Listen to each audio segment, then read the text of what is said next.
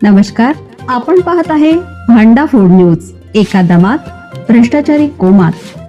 Social media, कर्जबाजारी, गुन्हेगारी, सट्टेबाजी, चोरी, मटका, जुगार, दारू, सावकारशाही, न्यायाच्या प्रतीक्षेत प्रशासन. भांडाफोड न्यूज. एका दमात भ्रष्टाचारी कोमात. तुमच्याशिवाय जगून काय करू? अपघातात संपूर्ण कुटुंबाला गमावले.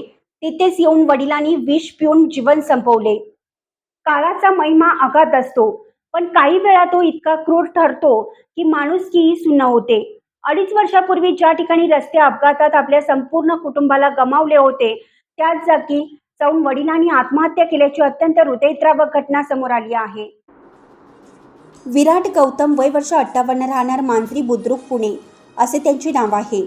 शुक्रवारी सकाळी ही घटना ज्या ठिकाणी पत्नी आणि 2 मुलांचा भीषण अपघातात अंत झाला होता, त्यास कोल्हापूर राधानगरी रोडवरील पुईखडी घाटात उघडकीस आली.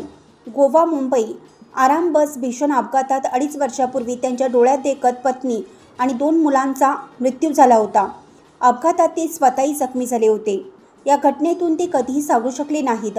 कुटुंबाच्या विरहाने ते नैराश्याने ग्रासले होते. अपघातात मृत्युमुखी पडल्यानंतर ते आठवड्यातून एकदा पुईखडी येथे जाऊन पत्नी आणि मुलांची आठवण काढून रडत बसायचे. त्याच अपघातस्थळी धाव घेऊन विराट यांनी तिथेच आपले जीवन संपवले. विराट दिनांक 9 मे रोजी पुण्यातून बाहेर पडले. 10 आणि 11 मे दरम्यान ते पुईखडी येथील अपघाताच्या ठिकाणी आले होते. त्या ठिकाणी रडत बसल्याचे परिसरातील रहिवाशांनी सांगितलं. 11 मे नंतर ते दिसून आले नाहीत. शुक्रवारी सकाळी परिसरातील काही नागरिक पुईखडी घाट परिसरात गेले असता त्यांना दुर्गंधी आली. त्यांनी हा प्रकार करवीर पोलिसांना सांगितला. ते घटनास्थळी दाखल झाले. त्यांनी मृतदेह ताब्यात घेऊन त्यांच्या खिशातील मोबाईल जप्त केला. त्या मोबाईलवरून मेसेज पाहून पोलीसही गैरवरले. दरम्यान गौतम यांचा भाचा पश्चिम बंगाल येथून कोल्हापूरकडे येत आहे.